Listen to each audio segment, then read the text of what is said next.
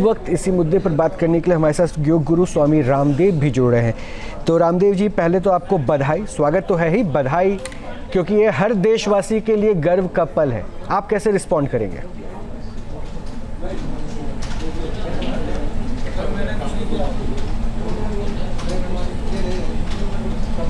रोहित जी, राष्ट्र हित और राष्ट्र धर्म क्या होता है और एक मजबूत राष्ट्र के नागरिक होने का गौरव क्या होता है, वो गौरव देश के प्रधानमंत्री ने 150 करोड़ लोगों को दिया है। हमें अपनी सेनाओं पर फक्र है, देश के प्रधानमंत्री पर, देश के गृह मंत्री और देश के रक्षा मंत्री अमित शाह जी और राजनाथ जी पर हमें गर्व है, और तीन सेनाओं की कमांड जिनके हाथों में, ऐसे हमारे देश के राष्ट्रपति जी पर हमें गर्व है। और गर्व है हमें इस बात पर कि पाकिस्तान जो एक तरह से आतंकिस्तान बन चुका था, वहां के जिहादी जनरल और वहां के जाहिल नेताओं ने उस देश को नर्क बना दिया था। और उस देश में चारों तरफ त्राहिमाम, चाहे वो पख्तून हैं, चाहे बलूच हैं, चाहे पीओके के लोग हैं। अभी तो पंजाब और सिंध में भी आपने देखा है कि किस तरह से वहां पर इमरजेंसी लागू कर दी है। चारों तरफ से पाकिस्तान जल रहा है और सदियां याद रखेंगे। और यदि आगे से, जो अभी थोड़े दिन पहले रोज एटम बम की धमकी दे रहे थे वहां के कुछ सिरफिरे नेता, अब वो सब अपने प्राणों की भीख मांग रहे हैं कि आगे से भारत यदि कुछ ना करे तो हम जो है कुछ नहीं करेंगे। अरे कुछ इनकी अकल मारी गई, बुद्धि मारी गई, लेकिन इनके ऊपर कभी भरोसा नहीं करना। अभी जो प्रारंभ किया है हमने, अब मुझे लगता है इसको अंजाम तक पहुंचाने की जरूरत है और पाकिस्तान को पूरी तरह से तबाह करके, खास करके वहां के आतंकियों को, सेना को और वहां के पूरे जाहिल नेताओं को, वहां के आम नागरिकों को भी उनकी सुरक्षा के लिए अब भारत को ही पहल करनी पड़ेगी, क्योंकि बच्चा तो भारत का ही है, पैदा तो हमसे ही हुआ है 1947 में। इसलिए उस मुल्क की भी सुरक्षा की, उस मुल्क की भी शांति की जिम्मेदारी अब हमारी बन जाएगी, मुझे लगता है। और वहां की सेना के जो अच्छे सैनिक कुछ आना चाहेंगे, उनको भारत में सम्मिलित करके अब कराची और लाहौर तक तिरंगा गाड़ देना चाहिए। उसका समय आ गया है मेरे भाई रोहित जी। बाबा, आपने तो सीधा सीधा अपने वापस अखंड भारत के सपने को सामने रख दिया और ऐसे बदमाश बच्चे का कान पकड़कर छड़ी लगाकर सीधा करने का फॉर्मूला भी बता दिया। लेकिन बाबा, ये पहली बार है, एक बात तो है, इस अदम में साहस पे पहले मैं बात करूंगा, ये पहली पीओके में तो घुस के स्ट्राइक हुआ, लेकिन पाकिस्तान में घुसकर on the spot target hit करना, ये पराक्रम है हमारे वायु वीरों का।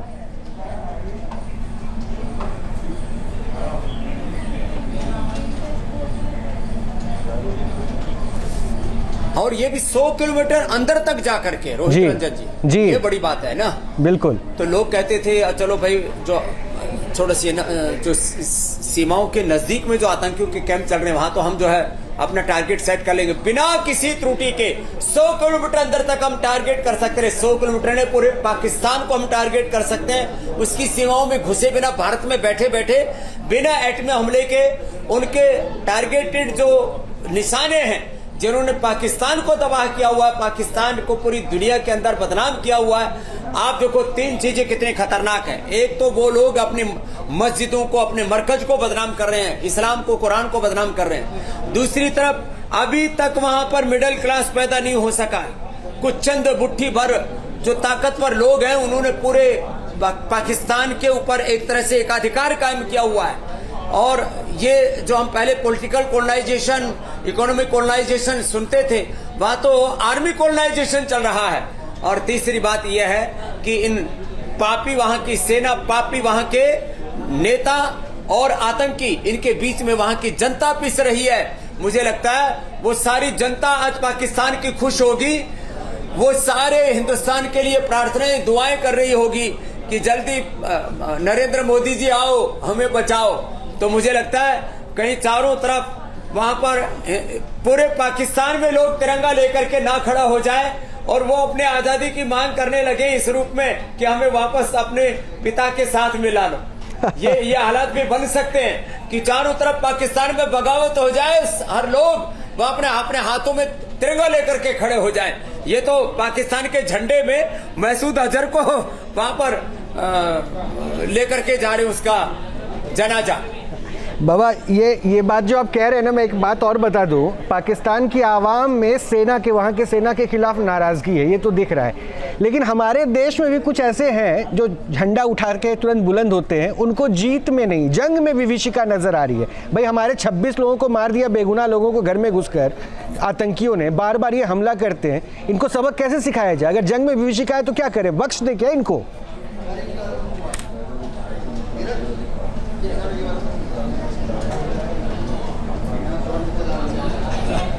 ऐसा है कि मैंने पहले सुना था कि पाकिस्तान में जिहादी तैयार होते हैं, मसूद अजहर और तमाम तरह के मौलाना वहाँ बहुत तरह के हिस्से फिरे, लेकिन हिंदुस्तान के राजनीतिक पार्टियों में भी जिहादी हैं, वहाँ पर भी जो आतंकवादी हैं, वहाँ पर भी आत्मघाती हैं, सोसाइडियल बॉम्बर, सुसाइड बॉम्बर जैसे हैं, आत्मघाती। हाँ, तो ये आत्मघाती जिहादी ये जो राजनीतिक पार्टियों में है, इनका भी मुझे लगता है मोक्ष का वक्त आ गया है।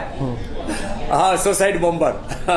तो ये राजनीतिक पार्टियों को भी अब इनकी पहचान कर लेनी चाहिए, नहीं तो राजनीतिक पार्टियां भी खत्म हो जाएंगी। सबसे समझदारी का काम इस पहलगाम के बाद यदि किसी ने किया तो ओवैसी ने किया।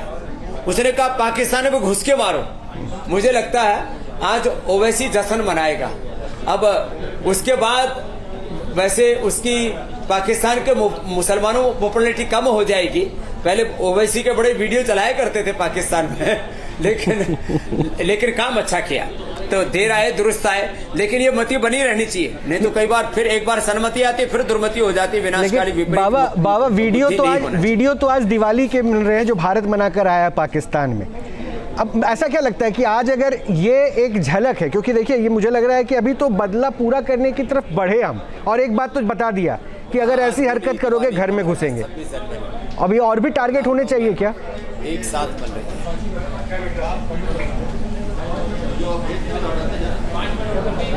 और घर में, हाँ अभी और टारगेट होनी चाहिए। जब तक पूरी तरह से आतंकियों के ठिकाने तबाह ना हो जाएं, जब तक वहां की सेना सरेंडर ना कर दे। अभी तो ऐसे कहा गया ना, हमने अभी सेना को टारगेट नहीं किया है, यही तो बोला ना, ये तो नहीं कहा ना नहीं करेंगे।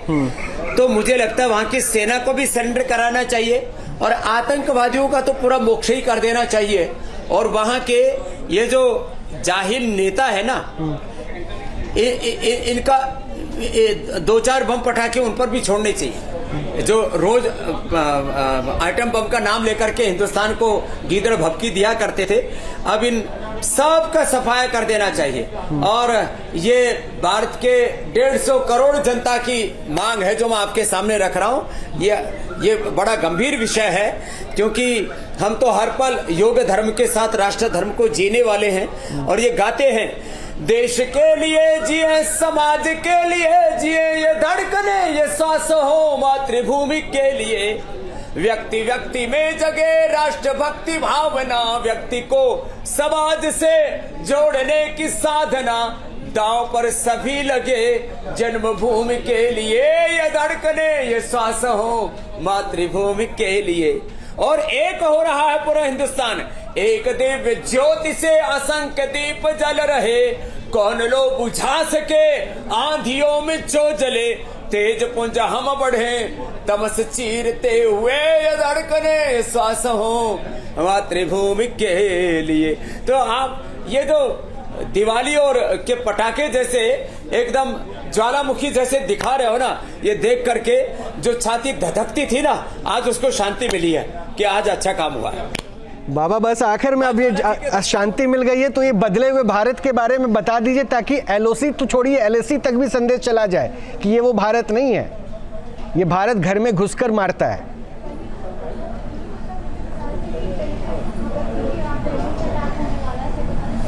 अब भारत घुस करके ही नहीं मारता, भारत में रह करके पूरे पाकिस्तान के सारे नापाक इरादों को खत्म करने के लिए प्रतिबद्ध है। और भारत एक अब संप्रभुता संपन्न ऐसा शक्तिशाली, एक जिसको विश्व गुरु भारत कहते थे ना, वो सुपर पावर भारत अब पूरी दुनिया ने देख लिया है। अब अमेरिका से, चाइना से, या मैं कहूं कि यूरोप के किसी भी देश से, रसिया से, हम किसी भी देश से कम नहीं हैं। अब मुझे लगता है इजराइल के बाद भारत के उदाहरण पूरी दुनिया में दिए जाने लगेंगे कि कैसे दुश्मन की सरजमी पर घुस करके उसको उसके अंजाम तक पहुंचाया जाता है। इजराइल के बाद अब भारत के एग्जाम्पल दुनिया में दिए जाएंगे। भारत की सेनाओं की वीरता और पराक्रम के इतिहास के किस्से, उनके केस स्टडियां पूरी दुनिया के स्कूल, कॉलेज, यूनिवर्सिटियों में पढ़ाए जाया करेंगे। पूरी दुनिया की सेनाओं को के लिए प्रेरणा बनेगी भारत की सेना।